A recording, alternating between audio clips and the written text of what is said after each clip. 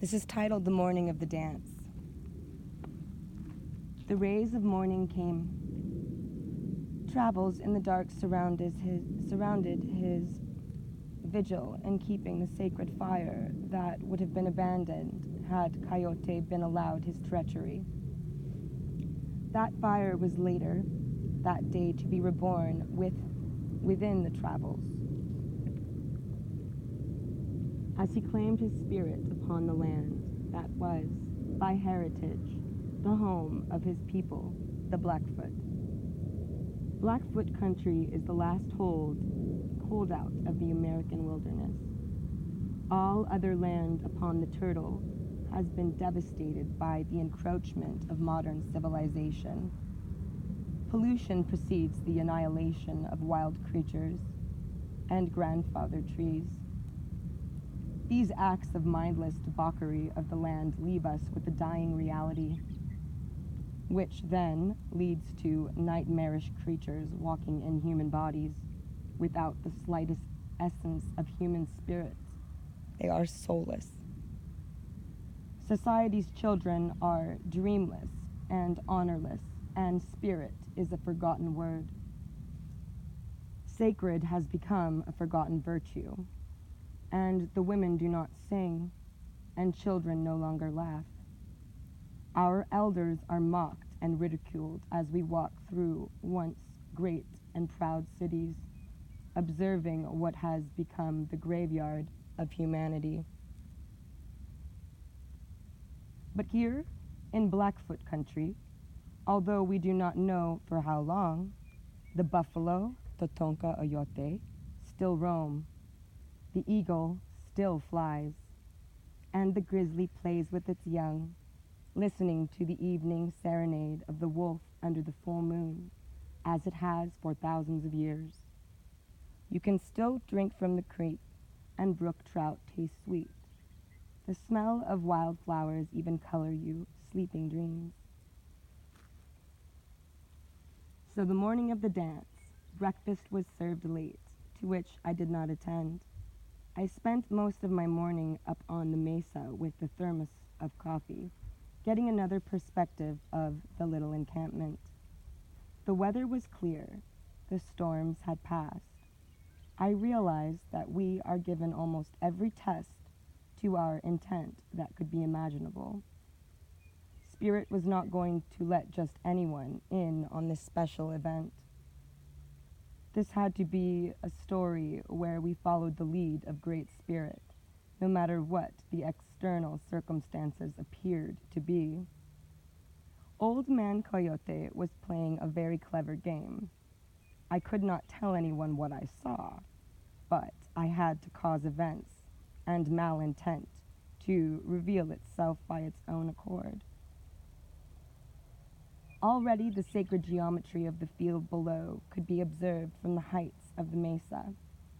I clung to the jack pine, feeling like a hapless boy, wondering what the outcome would be. I danced on the clouds, trying to move beyond my own disillusionment.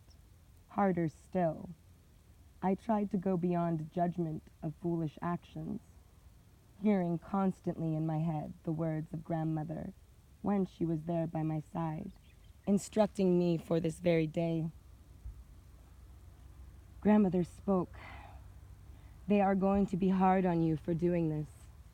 They are going to say at first, this was only a fad, a whim.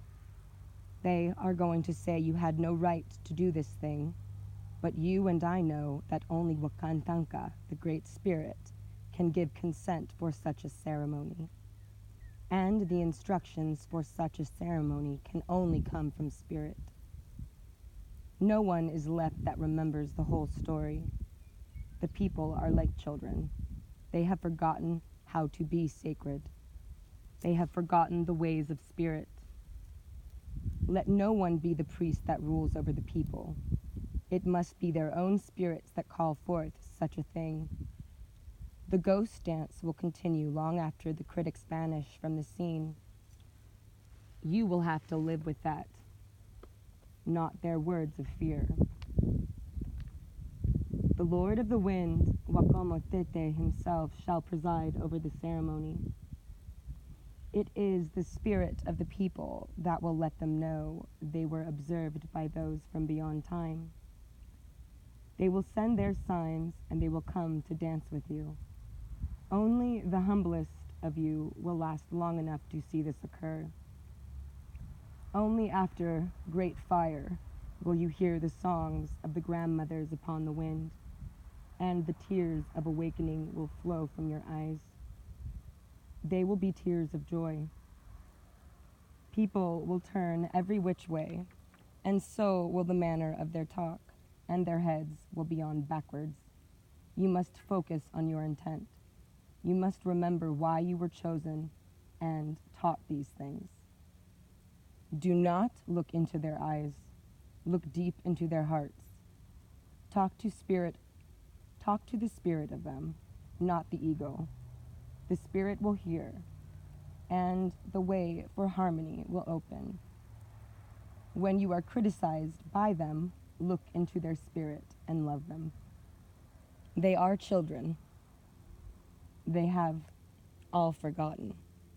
Have compassion, especially those who will desire to become priests, for theirs will be the biggest fear. They have lost their ability to trust.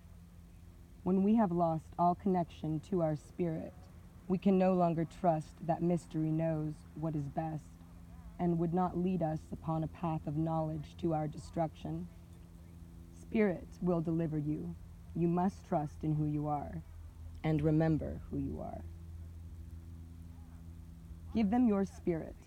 Forget your everyday self. Do not teach the people. They will not hear that. Just be the heart for the people.